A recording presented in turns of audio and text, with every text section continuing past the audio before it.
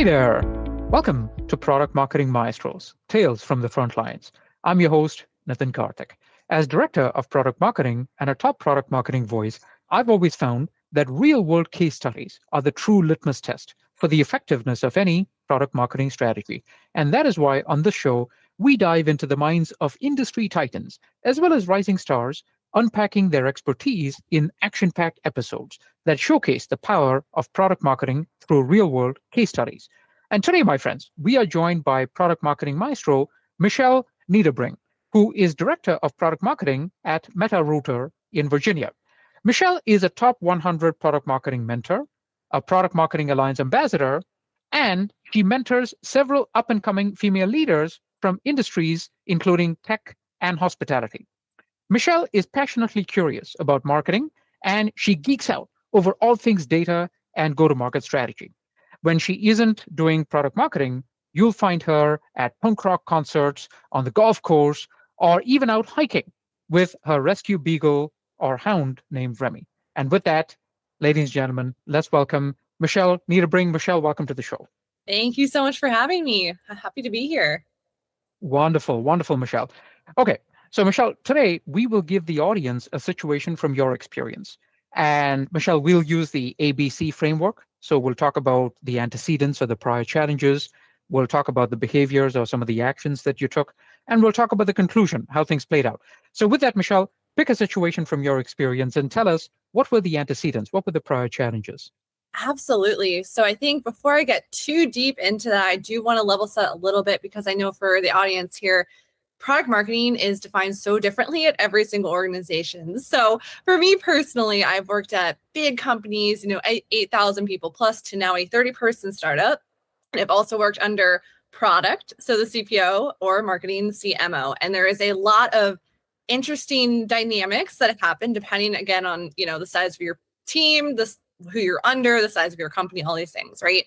So when we're thinking about measuring success as a product marketer, you have to think about what that alignment looks like within your team and within your department, but also leveling up to more executive level business goals, right? So for instance, if you're on the marketing side, you might focus more on, potentially MQLs or user acquisitions or things that are a little more ambiguous like brand awareness. And if you're on the product side, you might prioritize things like user engagement, the adoption of the product, feature utilization, things like that. So because it's defined so differently, you need to think within those levels and start there. For me specifically, I have somewhat recently been in a situation where product marketing was, focused on driving MQLs. The challenge there is as product marketers, I think we really need to focus on that strategy and the storytelling and really strategic thinking of how we bring things to market, how we talk about our products, where when you focus more on MQLs, it's really specific to execution, right? Like what activities are you doing to drive your messaging and drive those leads, right? And not necessarily every product marketer's strength. And we'll talk about kind of behaviors that were taken and actions that happen. But honestly, like my personal opinion, having product marketing focusing specifically on MQLs can actually backfire and put you more in the execution mind versus thinking more strategically. So we'll talk a little bit about what that looks like. Yeah, and that's really helpful, Michelle, because I think a lot of people in the audience may be focused on all these tactics and getting the MQLs and these numbers. So I'm really glad that you emphasized that. So tell us, given these challenges, what were some of the actions that you took to try and get through this?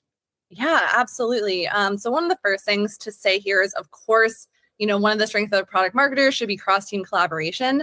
I say that because if you are fortunate enough to have a growth marketer or demand gen person on your team, that is typically their strength, right? They are the kings and queens of making that content into formats, into, form fills, whatever kind of packaging needs to happen to get those leads. Or typically as a product marketer, we're really good at building those stories, like helping create those deliverables. But once we've done that, kind of handing it off to a team who can really optimize for leads. So I say that because thinking about strategic cross-team collaboration, once you kind of build this, I think of it as a gift for your growth or demand gen friends. That's awesome. In a startup world, for me, I'm a solo product marketer. We have 2 people on the marketing team. It's a little bit of balancing both. And it's interesting because I'm still having to drive those MQLs and thinking a little more, maybe, again, executionally focused to do that. So within that kind of world, right, if you're thinking in that way, it's some things to think in mind in terms of behavior so that you're focused on the right, just right numbers, right statistics, right? What should you actually measure your success on, which can be really, really tricky. The first thing I would say, absolutely focus. Like, don't drown in metrics. Think of one specific KPI that you can truly own, that you really have influence over, right? And typically MQLs isn't necessarily that in the product marketing world. Two, like I mentioned, is it actually actionable? How can you specifically influence this metric? Knowing exactly how you're doing this and how you're contributing to that single kind of North Star metric is really important, so they can give that feedback to leadership and say, hey, my role is impacting this metric in this way, being really clear on what that means so you can communicate that effectively and show, the progress that you're making as a product marketer. Three, I would say alignment, 100%, making sure that not only are you aligned within your department, but that executive level goal, if there is a really key kind of top of, the organization goal, revenue, for example, whatever it might, retention's really, really important right now, right? How is that certain KPI then contributing to that executive level goal so that you can kind of move upstream and really showcase the work that you're doing and the impact you're having on the broader organization? I would say also clarity. Everyone should know what good looks like what does success look like, which again, in product marketing, I feel like that can get lost in the shuffle. Being able to understand exactly what you're doing and how it impacts and relaying that to other teams, to leadership, can be really tricky. So knowing what you're working towards, what success looks like, and how you are getting there, how your work is contributing to that is really, really important. And I would say something I've seen work better than MQLs, for example, as a product marketer, if you're thinking, what is that gold KPI? And again, it depends. But I would say one that I've seen work really well to drive business value versus MQLs is active users.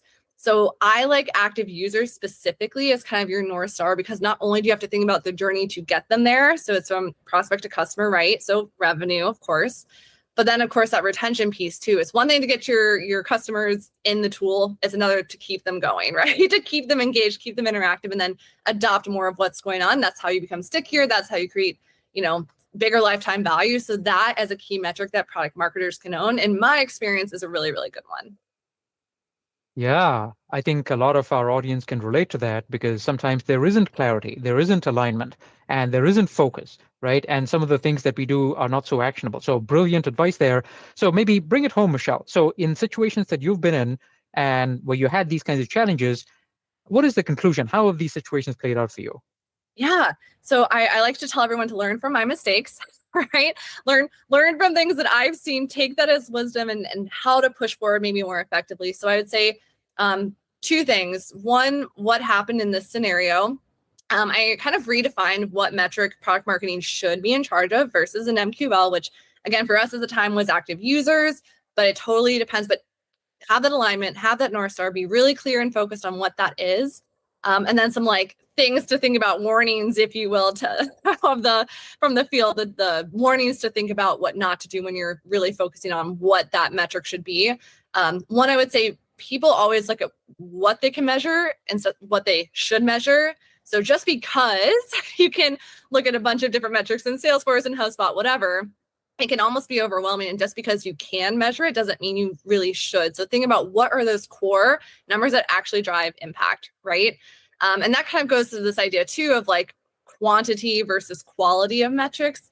Now, I know as product marketers, we get excited if and when we have access to data, because that's not always the case, right? When you're thinking about what specifically to measure, it's not always the quantity that will get you there. Just because you have a lot of data on something, again, doesn't mean that that should be your primary focus. You can use it to inform things or help things, but again, North Star, one KPI to focus on, go there first. And then of course, again, that executive level alignment. The more that you can explain how you're impacting that high level goal, again, maybe it's retention, maybe it's revenue, and clearly state what you're doing to drive that is really important as well. So learn from my mistakes, keep those three things in mind, and you'll be a rock star. Wow, brilliant advice right there. So wonderful. Michelle, thank you for sharing all those learnings and experiences. If people wanted to find out more about you, Michelle, where can they learn more? Absolutely. Yes. Please reach out on LinkedIn. Like you mentioned, I geek over anything, data, go to market strategy, whatever it might be. And I'm here to help however I can. So yeah, find me on LinkedIn. Wonderful. So thank you, Michelle. Folks, there you have it. Definitely reach out to Michelle for more great advice like this, and armed with that knowledge, onward and upward.